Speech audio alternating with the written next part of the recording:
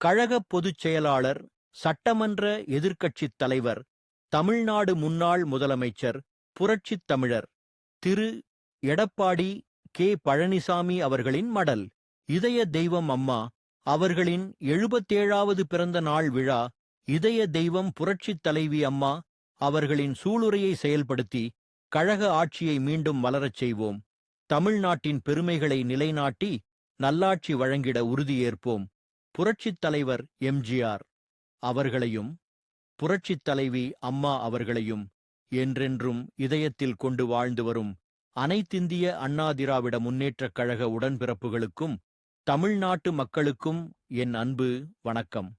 நாம் நெஞ்சமெல்லாம் நிறைந்திருக்கும் தங்கத்தாரகை இதய தெய்வம் புரட்சித் தலைவி அம்மா அவர்களின் 77வது பிறந்த நாளை எழுச்சியுடன் கொண்டாடும் இந்த வேளையில் அம்மா அவர்களின் புகழ் ஓங்குக என்ற வாழ்த்தொலி நம் உள்ளத்திலும் இல்லத்திலும் எதிரொலிக்கிறது.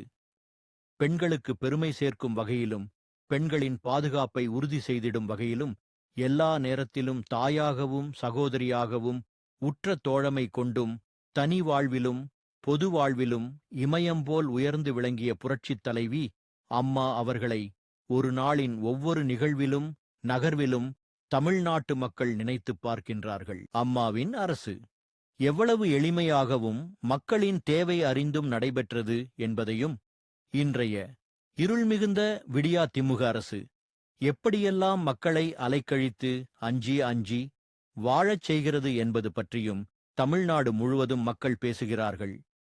எப்போது தேர்தல் வரும், அம்மாவின் அரசை எப்போது மீண்டும் அமைக்க வாய்ப்பு கிடைக்கும் என்று மக்கள் காத்துக் கொண்டிருக்கின்றார்கள். மிகச் சிறந்த நிர்வாகியாகவும் மத்திய மாநில உறவுகளை எப்படி கட்டமைக்க வேண்டும் என்பதில் தெளிவான சிந்தனையும் செயல் திட்டமும் கொண்டவராகவும் தமிழ்நாட்டின் உரிமைகளை எப்படி பாதுகாக்க வேண்டும் என்பதற்கு எடுத்துக்காட்டாகவும் திகழ்ந்தவர் நம் இதய தெய்வம் புரட்சித் தலைவி அம்மா அவர்கள். பெண் கல்வி, பெண் விடுதலை, பெண்களுக்கு சம உரிமை, பெண்களின் பாதுகாப்பு, பெண்களுக்கான சமூக பொருளாதார மேம்பாடு ஆகியவற்றில் தனி கவனம் செலுத்திய நம் புரட்சித் தலைவி அம்மா அவர்கள் பெண்களுக்காகவும் ஒட்டுமொத்த தமிழ் சமூகத்தின் வளர்ச்சிக்காகவும் கொண்டு வந்த அற்புதமான திட்டங்களையெல்லாம் இந்த விடியா அரசு சீர்குலைத்து நிறுத்திவிட்டது. தமிழ்நாட்டில் அனைத்திந்திய அண்ணா திராவிட முன்னேற்றக் கழக ஆட்சி நடைபெற்ற நேரத்தில் எல்லாம் காங்கிரஸ் திமுக கூட்டணியின் மத்திய அரசு நிதி நெருக்கடியை கொடுத்தும் மாநில அரசின் கோரிக்கைகளை கிடப்பில் போட்டும் இம்சை அரசாக இருந்ததை அவ்வளவு எளிதாக மறந்துவிட முடியாது.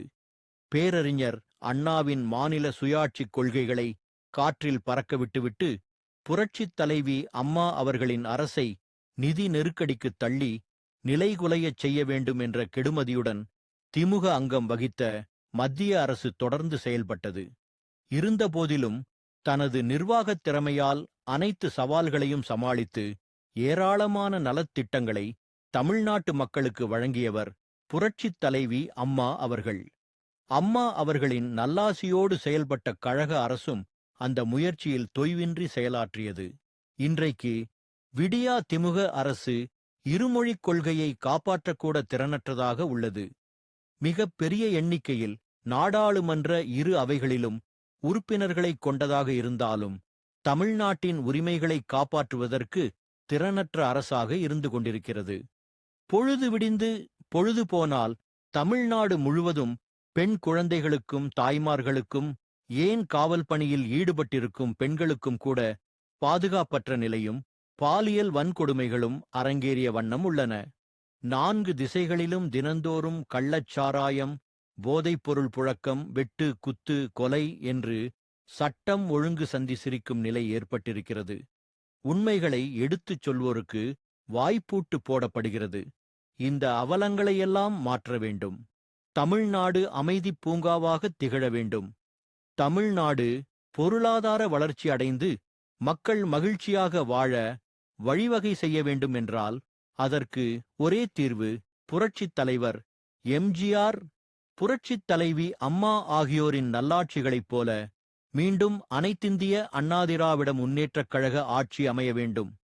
நான் செல்லும் இடங்களில் எல்லாம் வெள்ளம் போல் திரண்டு வரும் கழக உடன்பிறப்புகளையும் தமிழ்நாட்டு நலன் நாடும் மக்களையும் பார்க்கையில் கழக ஆட்சியை அடுத்து மலரப்போகும் நல்லாட்சி என்ற நம்பிக்கை என்னுள் ஆழமாக வேரூன்றியிருக்கின்றது.